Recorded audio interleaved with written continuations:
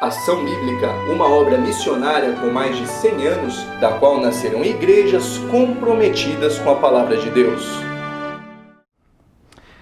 Muito bem, muito bom. Eu queria nesta manhã conversar um pouquinho com você sobre o tema o que ser e fazer na quarentena. Nós não podemos perder o foco daquilo que é importante, daquilo que é essencial sermos e fazermos. Na verdade, o tempo todo, mais especificamente nessa quarentena. E aquilo que você é e que você faz vai determinar a marca que vai ficar desse período. E a minha pergunta é: qual a marca, qual o registro, qual a lembrança que você quer deixar desse período de pandemia, de quarentena e para muitos em casa praticamente 100% do tempo? Então segue aí algumas ideias do que para alguns serão marcas. Será que para os alunos vai ficar essa imagem apenas da quarentena? Uma foto da classe, todos com máscara? Não estou nem pensando nesse momento, que ainda não tem aula presencial, mas talvez daqui a algumas semanas. Ou então, ser aquele que vai aguentar aí firme assistindo os vídeos, né? Ainda estou pensando nos alunos aí que estão em casa penando, eu sei de alguns que estão sofrendo, assistindo aí a duras penas. Mas tem uma outra opção aí em relação às empresas, ao comércio. Você está vendo aí uma foto da ladeira Porto Geral vazia. Será que essa vai ser a tônica da pandemia? Ou aguentar firme as demissões, talvez falências? Para alguns, tristemente, suicídio. Ou então, para aqueles que estão trabalhando em casa, 100% home office, né? Esse desafio aí de, quem sabe, para alguns ser pai, ser mãe, no computador, segurando um bebê. Eu já não estou mais nessa fase, os meus já estão crescidos, eu não preciso segurá-los aí no colo. Ou talvez fazer pão em casa. E olha essa foto aí, é o pão da Helena, hein? É o pão da Helena, delicioso. Se você quiser fazer um pão aí com essa casquinha gostosa, peça para ela a receita. A receita não é dela, mas ela tem dado muito certo. E ainda no contexto de casa, será que a marca é apenas não brigar com o marido, não brigar com a esposa, não brigar com os filhos e de alguma forma nos entendermos? Ou talvez você está lutando apenas para não ser infectado? São várias coisas que estão acontecendo nesses dias. Ou talvez você queira que a sua marca seja usar máscara fielmente sempre que sai de casa, ou um profissional do gel, do álcool em gel, ou então aquele que sabe limpar bem os produtos que vêm do mercado. E vou dizer uma coisa para você, dá trabalho, viu? Limpar cada item que chega do mercado. Se tivesse uma máquina, eu compraria. Talvez exista, mas não está disponível ainda, penso eu, né? Num custo acessível. Já pensou você colocar todos os produtos na máquina, fechar e esterilizou e higienizou? Seria bacana. Se você tiver essa ideia aí, uma coisa acessível, eu garanto que você vai conseguir vender, eu vou ser o primeiro a comprar. Ou talvez como igreja, será que o nosso desafio como igreja é apenas atravessarmos esse período segurando as contas e não devendo nada para ninguém? Ou talvez para você assistir os cultos no domingo, mandar um cartão virtual para alguém? Será que é essa a marca mais importante que nós queremos deixar desse período de pandemia? E tratando desse tema, eu estou no fundo respondendo ou abordando um tema que foi sugerido no chat aí 2 domingos atrás, com o tema Nossa Vida Cristã e Nosso Testemunho Pós-Pandemia. Então, estou aproveitando e também respondendo a esse tema que foi sugerido. Então, o que ser e fazer na quarentena? Mas eu penso que a pergunta correta é: o que Deus quer que você seja? O que Deus quer que você faça nesses dias? Nós falamos agora há pouco do The Chosen, e volto a falar, assista, vale a pena. E ali, num dos episódios, Jesus conversa bastante com as crianças, um diálogo bem gostoso. E uma criança pergunta: Jesus, você tem casa? Ele fala: eu tenho muitas casas. Mas como assim? Porque eu tenho um trabalho que vai além de ser um artesão, de ser um professor. Mas como assim? Você tem outros? Todo mundo tem um trabalho muito maior do que o seu. E claro que eu não vou dar spoiler, mas depois Jesus fala de 3 coisas bem interessantes, bem didáticas, sobre o que é esse trabalho que Jesus veio fazer e que Ele espera de você e de mim. Mas para responder a pergunta sobre o que ser e fazer nesta quarentena, eu preciso lembrar você da grande história. Você e eu estamos inseridos na linha do tempo de uma grande história que foi pensada, que foi escrita por Deus. E essa linha do tempo é interessante porque ela tem um tempo antes desse início conhecido por nós, que é eterno. Tem um pós também que é eterno. Isso então só poderia vir de um Deus que é eterno. E nós então estamos inseridos nessa grande história. E você não pode perder isso de foco para responder objetivamente e assertivamente essa pergunta, o que ser e fazer na quarentena. Então, o primeiro capítulo dessa grande história é a criação. No princípio criou Deus os céus e a terra. Deus criou todas as coisas pelo poder da sua palavra. Nada existia. E Ele falou e as coisas passaram a existir. E tudo que Deus fez foi bom. Porque tudo que Deus põe a mão é bom. É 100% perfeito. O universo é uma obra de arte, é uma coisa linda que foi pensada intencionalmente com amor da parte de Deus, o Criador. E nós precisamos então entender o que Ele pensava com tudo isso. E tudo lhe pertence, os pássaros, as árvores, a sua vida, os anjos, as estrelas, dele, por meio dele e para ele são todas as coisas. Lembra desse versículo tão lindo lá em Romanos? O homem e a mulher foram criados à imagem e semelhança de Deus e foram colocados como representantes, como ajudantes auxiliares de Deus. O único limite que Deus colocou foi que Adão e Eva não comessem da árvore do conhecimento do bem e do mal. Isso mostra que Deus determina as regras, Deus dá as leis, Deus estabelece o que Ele quer, mas também mostra que Deus cria um homem com vontade e Ele responsabiliza o homem pelas suas decisões e pelas suas escolhas.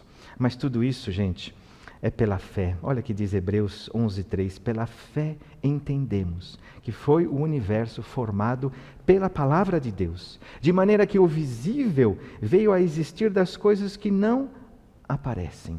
E eu fico com um relato bíblico sobre a criação desse universo feito por Deus. Mas é pela fé. O segundo capítulo dessa grande história, que é importante você relembrar, é a queda. Adão e Eva caíram na conversa da serpente, como Deus sereis conhecedores, e o pecado entrou e se instaurou no universo, gerando ruptura, instabilidade e desordem. E o pecado infectou e infecta todos os aspectos da nossa vida. E falando de infectação, é bem atual essa palavra, é isso que o pecado fez, ele infectou e trouxe morte para toda a humanidade. E esse pecado, ele trouxe ruptura com você mesmo. Você muitas vezes não se aguenta, você tem culpa, você tem medo, você é impaciente, e trouxe um problema com a gente. Mas trouxe um problema também com os outros, o nosso próximo, as guerras, as brigas, os desentendimentos. Isso é o pecado quem trouxe. Com a natureza, com a criação de Deus também, ela geme, tem um conflito entre a natureza, mas também a criação de Deus com a gente. E esse colapso, é claro que ele afetou o nosso relacionamento com Deus, e nós muitas vezes murmuramos, reclamamos com Deus, e foi um afastamento de Deus, e a ira de Deus então pesa sobre o homem, sobre a humanidade. A prova disso é que Adão lá no jardim, ele foge de Deus, e ele quer se esconder, está envergonhado. O pecado trouxe tudo isso. E sabe o que mais ele trouxe? Ele também trouxe um questionamento sobre o que estou fazendo aqui. Qual o propósito da vida? Antes não era questionado, Adão e Eva sabiam claramente o propósito pelo qual tinham sido colocados no Éden e o que eles deveriam fazer, mas com o pecado, então de repente questionamentos que não existiam antes dessa queda. E nós precisamos resgatar esse propósito original que Deus pensou lá no início, na criação, porque lá no início tudo fazia sentido. E agora, quantas coisas não fazem mais sentido? Outra coisa é que nós desejamos, depois do pecado, sermos independentes. Não queremos o governo do Criador, não queremos o governo, a gente vê o mundo não querendo se submeter a esse Deus. O Salmo 2 fala isso de forma tão linda, essa rebeldia das nações e dos povos. E isso está na essência da nossa natureza no nosso coração. A imagem do próprio Criador, ela foi afetada em nós. Então, nós guardamos alguma coisa dessa imagem, semelhança de Deus, mas muita coisa foi comprometida, foi corrompida. E ao invés de sermos amorosos, de sermos generosos, altruístas, de sermos atenciosos, misericordiosos, como Deus é, nos tornamos avarentos, egoístas, impacientes, rancorosos, desamorosos, odiosos, e a nossa essência então foi afetada. Mas tem um terceiro capítulo, a redenção. E Deus lá do céu, Ele lança uma boia de salvação, uma boia de resgate, uma boia de salvação, e essa salvação está em Jesus. Olha que diz esse versículo: porquanto há um só Deus e um só mediador entre Deus e os homens, Cristo Jesus, homem, o qual a si mesmo se deu em resgate por todos. Testemunho que se deve prestar em tempos oportunos. Hoje é tempo oportuno para pregar que só há um Jesus que veio para resgatar a todos. Deus sempre teve um plano de resgate da sua criação, isso desde a eternidade do passado. Em meio a essa destruição, Ele já prometeu lá no início que esmagaria a cabeça da serpente, que destruiria aquele que introduziu o mal, e que da mulher Ele daria um descendente. Você sabe quem é o descendente dessa mulher? É o Senhor Jesus. Ele sim, para vir e redimir, para resgatar tudo aquilo que o pecado trouxe e destruiu. E como que esse plano então se manifesta na prática? E nós o percebemos no Antigo Testamento, tendo como principal protagonista o próprio povo de Deus. Deus escolheu um povo, deu a ele leis, deu a ele valores, princípios, regras, para que eles vivessem espelhando, mostrando esse Deus santo, perfeito, puro. E Ele queria que com essa lei perfeita, sendo vivida, fosse um povo exemplar de quem é o seu Deus, como vitrine às nações, aos povos, para que eles pudessem conhecer e se reaproximar desse Deus que resgata, que salva, que liberta. E logo lá no livro de Deuteronômio você tem o conhecido Shema, que é ouve, né? O Shema Israel, ouve Israel. E qual que era ali o mandamento que Deus deu para o seu povo? Amarás o Senhor teu Deus de todo coração, de toda alma, de toda força. E ensina isso aos teus filhos. Então o povo de Israel seria esse canal, esse meio através do qual o mundo conheceria esse Deus. E como resolver o problema da queda, do pecado, e se aproximar e desfrutar da comunhão com esse Deus. É por isso que você vai ver nos Salmos, quantas e quantas vezes o salmista convida os gentios, as nações, os povos para celebrar o Senhor, para vir e cantar a Ele, para invocar o seu nome. Então entenda que ali nesses Salmos, o Israel já tinha a noção clara, a dimensão de que o Deus de Israel não era só para eles, mas era um Deus para todo o mundo. E vocês conhecem muito bem a história de Israel, que começou com Abraão, essa escolha que Deus fez desse homem, para que dele fossem abençoadas todas as famílias da terra. Israel, ele falha. E inúmeras vezes nesse processo de ser o canal de bênção para o mundo todo. E Jesus então vem ao mundo e João Batista testemunha dele. Eis o Cordeiro de Deus que tira o pecado do mundo. Então, através de Israel vem a pessoa de Jesus, que vem para tirar o pecado do mundo. Ele sim não falha em nada. E ele vive essa lei que Deus, o Pai dele, tinha estabelecido completamente, perfeitamente. Ele é a personificação do próprio Deus santo, verdadeiro, amoroso, e ele vive e cumpre a lei 100%. Ele ama ao Pai 100%, ele ama o próximo. E ele não vem para ser servido, mas ele vem para salvar a humanidade dessa condenação e dessa morte eterna. E depois dele, quem que ele escolhe? Ele não escolhe mais uma raça, um povo único, mas ele escolhe a igreja. A igreja que é feita de todos os voluntários que se dobram diante desse Deus, que o reconhecem como o único que pode resolver o pecado, que perdoa o pecado. E todos aqueles então que creem no Senhor Jesus se juntam como igreja, e a partir então de Cristo, é a igreja que é essa referência para o mundo de quem é Deus, e o que Deus espera, o que Deus quer que você seja, e o que Deus quer que você faça. E a igreja foi chamada para entrar nesse projeto de Deus, que é resgatar a humanidade do pecado. Obviamente, a restauração completa só acontecerá na ressurreição, quando Jesus voltar, mas nós já fazemos parte desse processo de arrumar a casa, como a gente diz, né, que foi afetada pelo pecado.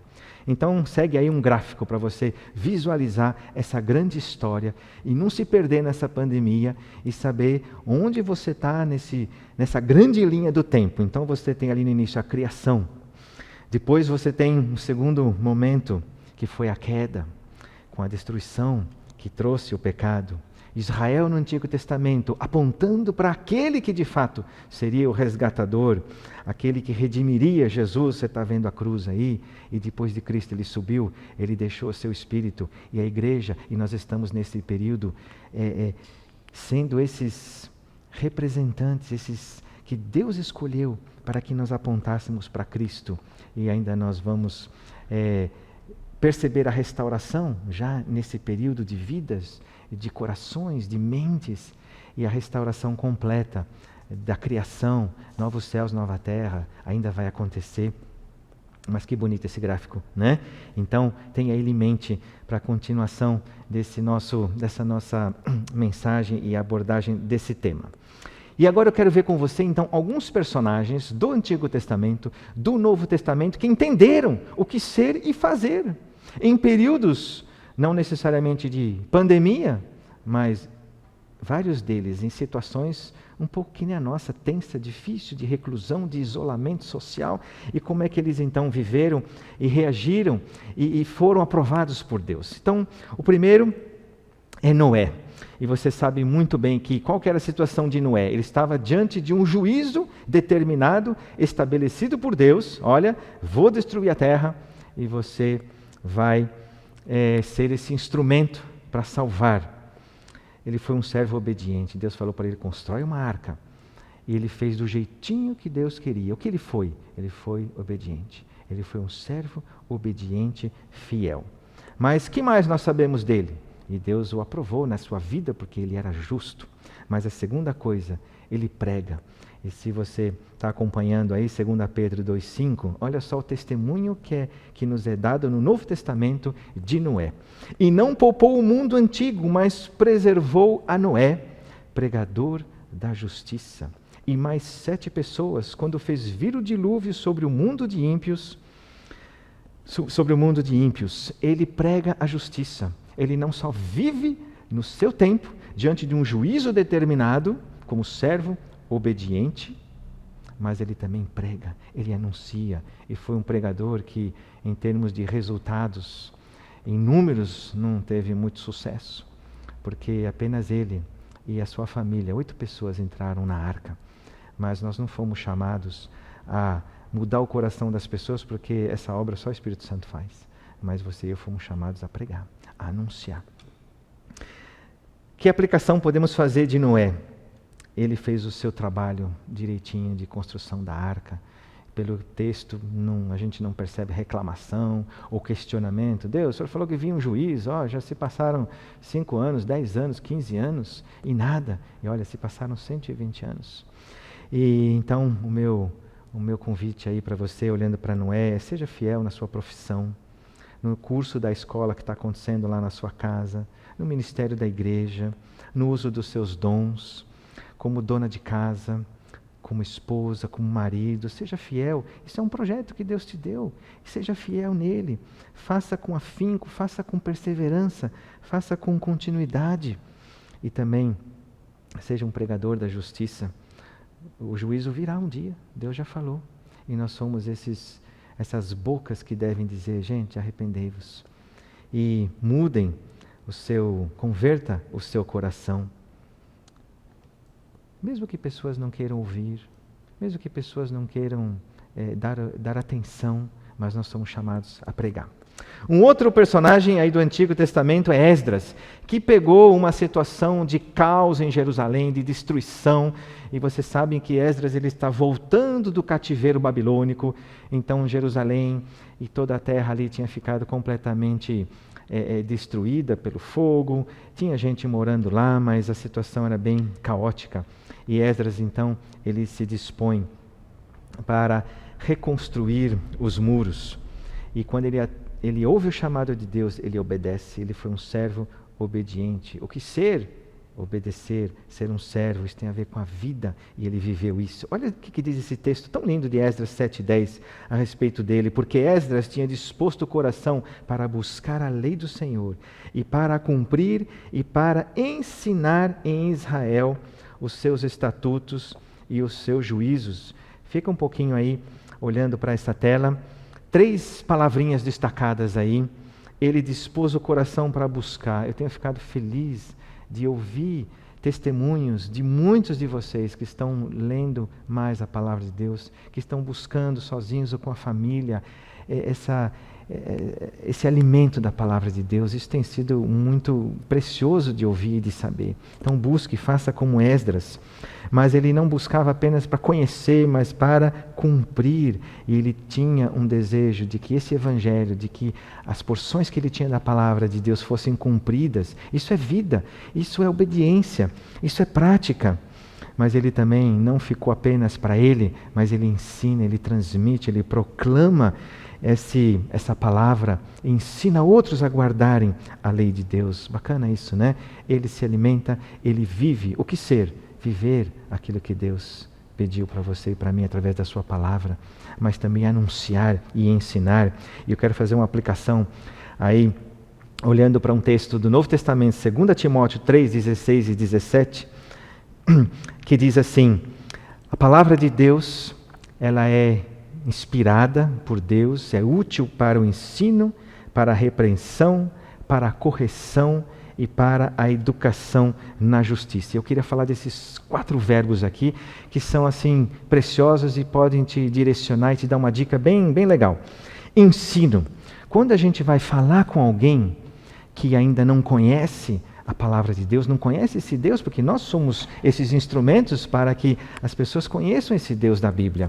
Então é preciso ensinar, é preciso mostrar a verdade, é preciso estabelecer a regra. Então, cuidado para não julgar e cobrar dos outros aquilo que talvez eles não tenham ainda claramente. Então ensine, esse é o primeiro passo. Diga o padrão da palavra de Deus. E aí o segundo passo vai ser a repreensão, a própria palavra colocada, a própria verdade dita e ensinada, a verdade da palavra de Deus, ela vai repreender o coração, porque ele vai ser o balizamento, vai ser a referência. Se o padrão é esse, eu estou vivendo assim, então fatalmente eu estou em desacordo. Então há uma repreensão que é feita pela própria palavra de Deus, que deixa claro o erro. Mas felizmente não para aí, o terceiro passo é a correção. E aí então, se eu conheço a verdade, eu estou errado, eu tenho possibilidade de corrigir e então me adequar a essa verdade de Deus. E o quarto passo, eu preciso ser educado, porque a minha essência foi corrompida e a minha consciência também foi afetada, e eu preciso reeducar a minha mente, o meu coração, as minhas mãos, os meus pés na justiça, nesse conjunto da doutrina de Deus, da sua lei, daquilo que são os ensinamentos e princípios da palavra de Deus. Legal, né, esse 2 Timóteo? Então, ensine. Fatalmente a pessoa vai se ver errada em relação a esse ensino. E você vai ajudá-la para que ela corrija, e você vai ajudá-la a ensiná-la na justiça. Isso vale para mim, isso vale para a minha família, isso vale para as pessoas que estão à minha volta. Agora indo para Daniel, um outro personagem da Bíblia, e Daniel ele estava indo para a cova dos leões, tinha sido arrancado da terra dele, ido para a Babilônia, e um lugar completamente idólatra, imoral. Ele trabalhava ali junto com o imperador, então um ambiente totalmente promíscuo, de muito orgulho. Esses reis, muitos deles se achavam próprio Deus, e ali Daniel está nesse meio. Ele é um servo obediente, um servo fiel. Olha o exemplo de vida que esse Daniel dá num contexto completamente hostil e com a pressão de, nesse texto aí, de ele ser, se ele fosse condenado, ele iria para a cova dos leões. Então, mesmo Daniel se distinguiu, porque nele havia um espírito excelente. Então procurava ocasião para acusar a Daniel, mas não puderam achá-la, porque ele era fiel e não se achava nele nenhum erro, nem culpa. Daniel 6, 3 e 4. Que maravilha, né? Um homem que não podia ser achado nele nem erro, nem culpa. Ele também proclamava, ele era um homem corajoso. Naquele contexto, ele não se escondeu. Ele se declarou como um filho de Deus, um seguidor da lei de Deus. E ele falava isso em alto e bom som, atribuindo glórias a Deus e se posicionando como alguém que seguia um outro Deus e não os deuses ali da Babilônia.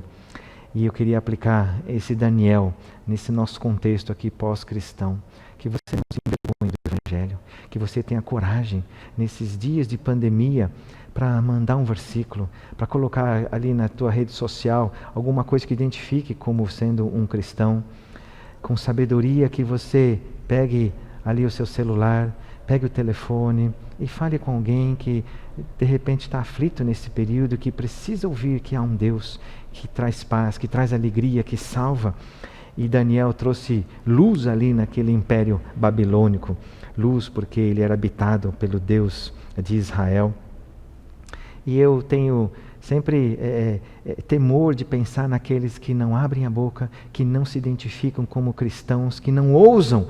E o que está por trás disso é que Deus não é tão importante. Jesus não é o principal, porque eu falo do que eu gosto.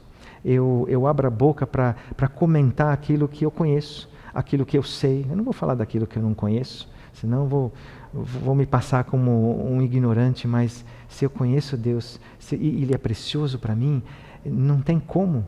Eu vou manifestar isso, vou falar daquilo que está no meu coração. Então, eu quero te incentivar para que você conheça cada vez mais e você ouse e fale. Isso é um treino. Quanto mais a gente vai falar desse tesouro que é Deus que habita em nós, mais a gente vai estar preparado e a gente ouve mesmo as nossas próprias palavras e vai melhorando e apresentando o único que veio para redimir, para essa redenção, para essa salvação e resolver esse caos que o pecado trouxe. E nós chegamos agora em Jesus que veio a este mundo, Ele que veio e que assumiu a forma de servo. Olha só o que diz o texto. Antes a si mesmo se esvaziou, assumindo a forma de servo, tornando-se em semelhança de homens, sem pecado algum. A si mesmo se humilhou, tornando-se obediente até a morte, e morte de cruz. O que Jesus, Ele foi? Descendo lá do céu e vindo aqui à terra. Ele foi um servo que aprendeu a obediência. Ele tinha vida, ele vivia 100% a palavra do Pai dele. E não preciso nem me demorar aqui. E na segunda coisa, o que ele fez? Ele foi incansável na pregação da palavra do Pai, através de parábolas, através de ensino, junto aos seus 3 discípulos mais próximos, junto aos 12, junto a 70 discípulos, junto às multidões. E ele vivia e pregava. Ele vivia essa mensagem do Pai diariamente e anunciava. E você com certeza se lembra do lava-pés, daquele momento onde Jesus ele se ajoelha, ele pega a toalha e passa a lavar os pés aos discípulos. Um servo. E sabe por que ele conseguiu fazer isso? Porque ele sabia, o texto diz, sabia de onde ele vinha e sabia para onde ele estava indo. Quando eu sei de onde eu vim e quando eu sei para onde eu vou, eu não temo mais servir, eu não tenho mais preocupação se vai parecer uma tarefa inferior, menor, ou que os outros não valorizam tanto, porque eu sei de onde eu vim. E se eu nasci de Deus, eu vim de Deus. E para onde eu vou? Se eu tenho a vida de Cristo, eu estou indo para junto dele, passar a eternidade com ele. Então, não tenha medo de ser um servo obediente. E onde você vai ser servo na quarentena? Na sua casa. na sua casa, aí junto com teu pai, junto com tua mãe, junto com os teus filhos, talvez com vizinhos. Se você está sozinho ou sozinha, você serve falando com as pessoas, encorajando, você serve orando. Talvez você não tenha uma atividade o dia inteiro, mas você pode orar, você vai estar servindo pessoas e você pode, ali no seu interior, se colocar de joelhos e fazer parte desse grande projeto de Deus, de viver e de anunciar essa mensagem transformadora. Imitemos Jesus. Não é sempre fácil ser servo. A minha natureza natural não é estar pronto e ajudar a limpar a casa, lavar uma louça, fazer uma comida. Se eu puder ser servido, é melhor, né? É o meu coração. E Deus, então, através da sua palavra, nos ensina a importância de a gente viver e sermos esses servos humildes vivendo. E aí Jesus resumiu de forma fantástica essas duas coisas, o que ser e fazer. Olha só, Marcos 12, 30 e 31, nos fala do grande mandamento. Amarás, pois, o Senhor teu Deus de todo o teu coração, de toda a tua alma, de todo o teu entendimento e de toda a tua força. E o segundo é: amarás o teu próximo como a ti mesmo. E Jesus mais adiante atualizou esse mandamento dizendo: ame o teu próximo como eu vos amei. E aqui Jesus resume de forma fantástica toda a lei de Deus. Nesse grande mandamento dividido em duas partes, a primeira que se relaciona com Deus, ame a Deus. Isso é viver o Evangelho. Ame a Deus de todo o coração, toda a alma, todo o entendimento, toda a força. Como é que você faz isso? Obedecendo. A Bíblia diz que quem ama a Deus obedece os seus mandamentos. Qual o mandamento que você já conhece que nessa quarentena você não está obedecendo? Será que é se alimentar diariamente da palavra de Deus? Meditar nesse livro? Talvez seja orar. Isso são ordens da parte de Deus. Não são sugestões, são mandamentos. Você ter pensamentos que agradam a Deus. Será que é uma área que está sendo afetada aí? Talvez você ouvir e ver coisas que não são edificantes. Talvez isso seja um ponto. E nós sabemos quantas coisas ruins também esse confinamento trouxe. As pessoas se ocupando com imagens e com áudios que não nos levam para mais próximo de Deus. Então, se você ama a Deus, então obedeça aos seus mandamentos, viva em pureza, em santidade. E eu poderia repassar aqui todos os mandamentos que vão cair no amor a Deus. Quem ama, guarda os seus mandamentos. Quem guarda os seus mandamentos é que o ama. Então a gente tem muita coisa para ser e para fazer nessa quarentena.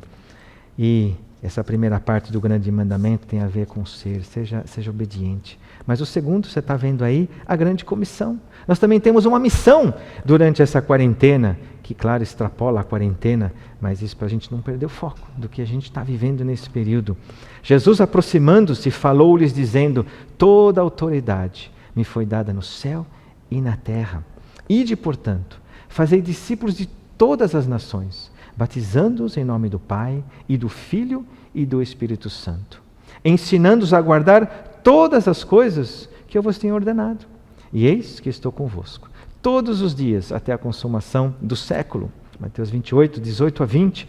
Essa é a grande comissão, a sua missão, a minha missão é entrar nessa missão que é de Deus, de salvar. E Ele chamou você, chamou a igreja para realizar e levar pessoas para entenderem que esse Jesus, Ele salva, Ele perdoa pecados. E nós continuamos agora indo para o Novo Testamento e nós temos o apóstolo Pedro, que também foi um servo obediente, que cumpriu a lei de Deus, que viveu. Olha o que nos é dito lá em Atos 2, 14 e 22 e 24. Você deve estar vendo aí na sua telinha. Então se levantou Pedro, e nós estamos aqui no início da igreja primitiva, quando no dia de Pentecostes, que aliás foi lembrado, nós nos lembramos hoje dele. Ele se levanta com os 11 e, erguendo a voz, advertiu-os nestes termos: E aí ele começa a falar de Jesus, o Nazareno, varão aprovado por Deus diante de vós, sendo este entregue pelo determinado desígnio e presciência de Deus, vós o matastes, crucificando por mãos de iníquos, ao qual, porém, Deus ressuscitou, ele não ficou lá na cruz.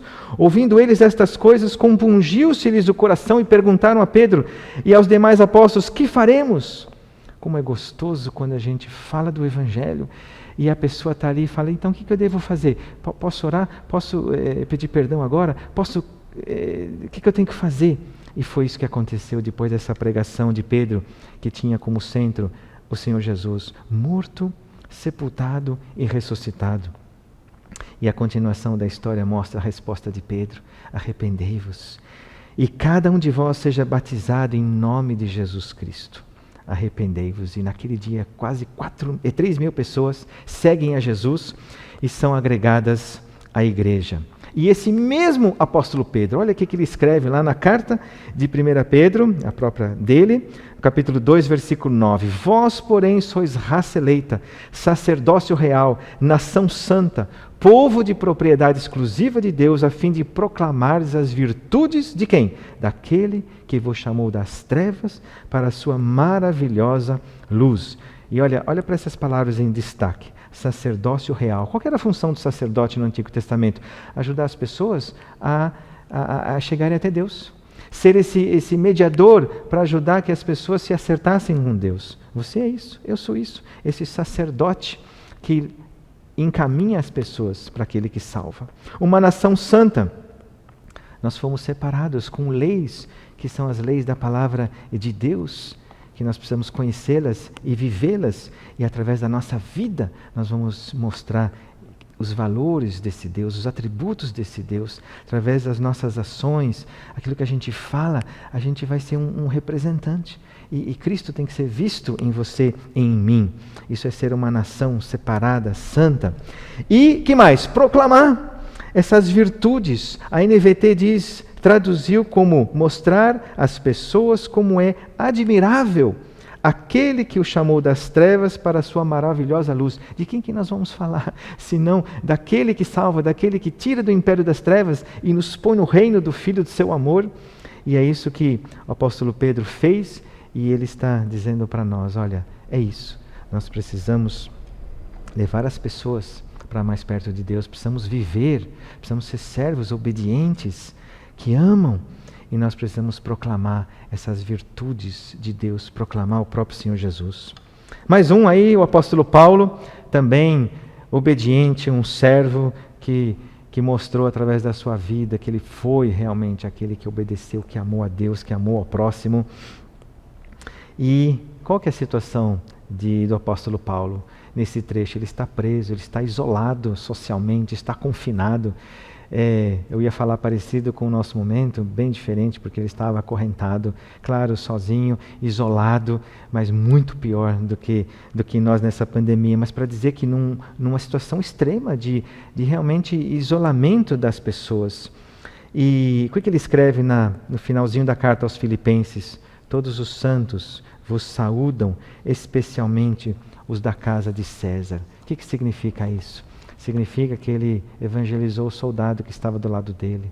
Ele evangelizou os funcionários do império que tinham que entrar, talvez para trazer comida para ele, que de alguma forma participavam ali dessa segurança, dessa cela, dessa prisão, dessa casa. E ele, incansável, ele anunciou Jesus. Ele não ficou olhando para ele não ficou olhando para a situação dele de isolamento, mas ele conseguiu fazer aquilo que Deus esperava dele. E essa carta mostra de que houve conversões ali, tanto houve conversões que ele diz: olha, esse pessoal, esses funcionários públicos aí, esses soldados vos saúdam, porque eles conheceram Jesus e são também irmãos de vocês. Fantástico isso, né? Ele se identificou ali na prisão e não teve nenhum medo, nenhum receio. Lembrando de quem que era imperador nessa época, era o imperador Nero, conhecido pela sua violência, as perseguições que ele fez aos cristãos. E então, se ele tivesse um pouco de temor de Nero, ele não teria aberto a boca. Assim como nós vimos Daniel também, diante de Nabucodonosor, que não se intimidou. Mas também, você vê aí um outro texto que fala que isso não foi reservado, isso não foi entendimento apenas de alguns homens no Antigo Testamento e alguns homens no Novo Testamento, mas a igreja primitiva entendeu isso. E você e eu precisamos entender. Olha o que diz ali esse texto de Atos. Naquele dia levantou-se grande perseguição contra a igreja em Jerusalém, e todos, exceto os apóstolos, foram dispersos. Então agora nem estão os apóstolos nesse grupo. A igreja, os outros que não apóstolos foram dispersos pelas regiões da Judeia e Samaria. E olha só que bonito, entre mentes, os que foram dispersos iam por toda parte pregando a palavra. E nós vemos os efeitos dessa proclamação do Evangelho no livro de Atos. A gente quer, às vezes, viver isso que a igreja viveu. Que lindo, que maravilhoso, que amor, de casa em casa. E é tão gostoso. E sou grato a Deus, isso é verdadeiro, por essa igreja que Deus nos deu. E de ver essa troca, esse amor e essa coisa gostosa.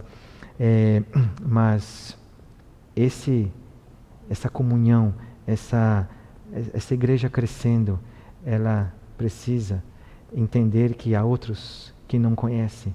Precisamos anunciar, precisamos sair por aí. Nesse momento, sair não é a palavra certa, mas a nossa voz precisa ser conhecida. Precisamos abrir a boca aí nos vários meios que nós temos hoje. Precisamos nos reinventar nesse sentido, mas felizmente temos muitos meios, e você tem e eu tenho, para que esse evangelho seja pregado por toda a parte. E eu não preciso dizer também que essa igreja, ela não só anunciava, mas ela vivia. Era uma vitrine para o mundo da época, de que havia ali a pessoa de Deus naqueles relacionamentos. E nós vimos aí numa das mensagens que o pastor Genivaldo nos deu, assim, uma das características que eles perseveravam, que eles eram obedientes na doutrina, nas orações, na comunhão, e você conhece o texto. Então, uma igreja que entendeu o que devia ser, servos, humildes, obedientes. É a vida espelhando esse Deus. Mas também uma igreja que entendeu que devia abrir a boca, que devia anunciar e pregar a mensagem. E seja simples nessa exposição do Evangelho. Seja compreensível. E eu recebi esses últimos dias aí uma historinha bem bacana. Obrigado, Jun, você que me passou essa historinha. E que ilustra bem como às vezes a gente pode ser complicado na transmissão desse evangelho. Um pastor voltou para a sua igreja após ter concluído um doutorado fora do país, e ele foi designado para cuidar de uma pequena congregação, bem simples. E lá na sua apresentação, nessa congregação bem simples, ele diz assim: prezados senhores, estou vindo com vocês, até vocês, com hermenêutica, com dogmática, com pneumatologia, com exegese, com até eu estou me confundindo aqui, epistemologia teológica. E no final do culto, um velhinho se aproximou dele e disse: fique tranquilo, pastor, tenha fé. Quando eu cheguei aqui, nessa igreja, eu tinha reumatismo, tinha diabetes, artrite, dor de cabeça, mas o Senhor me curou de tudo isso. E também pode curá-lo de todas as suas enfermidades que o Senhor citou ali na sua apresentação. Sejamos simples. Sejamos simples. Não é o uso de palavras complicadas que vai engrandecer a Deus. Mas a palavra mais simples e o nome mais simples é o nome de Jesus, que morreu na cruz por você, que pagou o preço que você deveria pagar. E nós precisamos ajudar as pessoas a entenderem, pelo menos passar aqui pela mente. Mas é claro que padecer no coração é uma obra do Espírito, e a gente conta com o Espírito para isso. O melhor é usar a própria palavra de Deus. E por isso que nós temos esse projeto. Uns aos outros, mesmo à distância. E eu quero reforçar esse projeto que tem dado tão certo, porque ele é bíblico, não é uma invenção da nossa igreja, mas é aquilo que Deus espera que seja a nossa marca daquilo que devemos ser e fazer. Viva o cristianismo dentro da sua casa, ame a sua família, ajude, obedeça, Saia do seu conforto.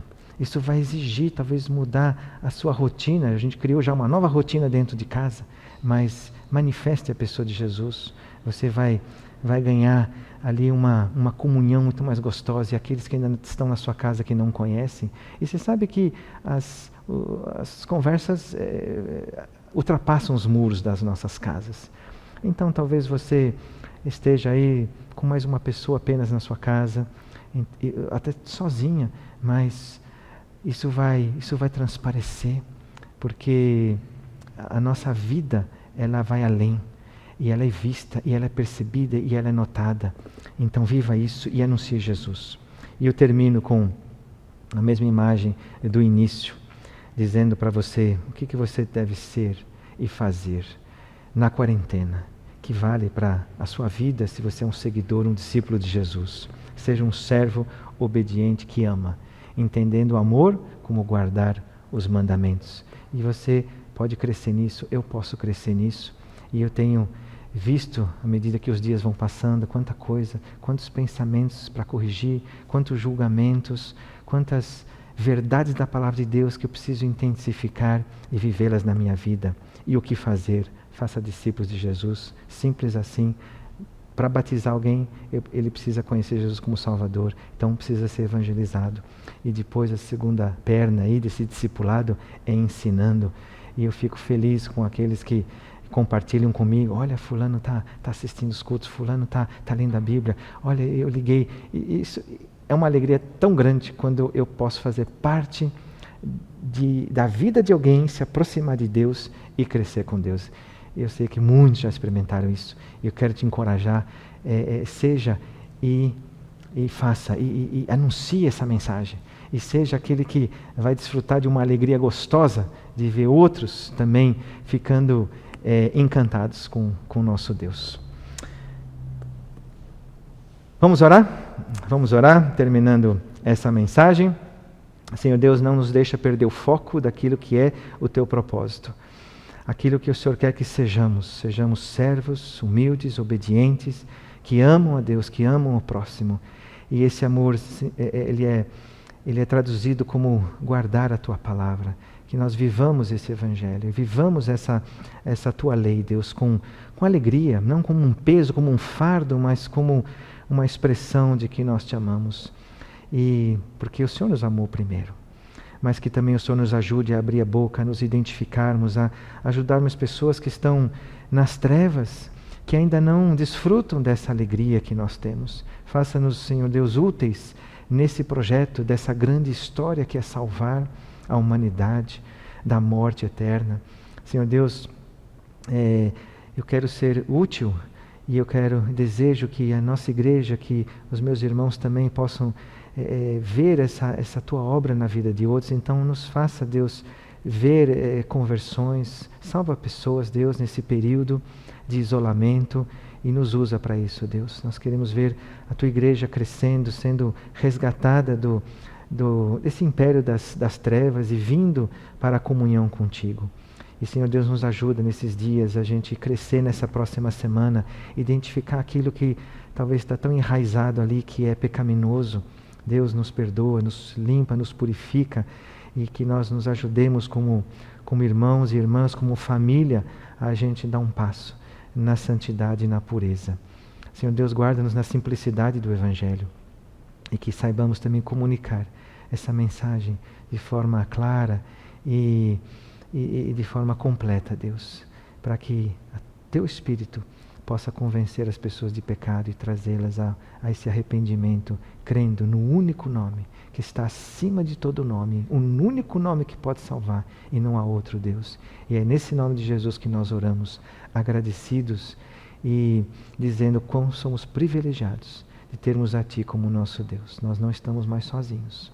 Em nome de Jesus. Amém. Amém. Deus te abençoe. Mais uma vez foi muito gostoso, mas tem mais uma surpresinha aí. Fique conosco até o final, e uma abençoada semana.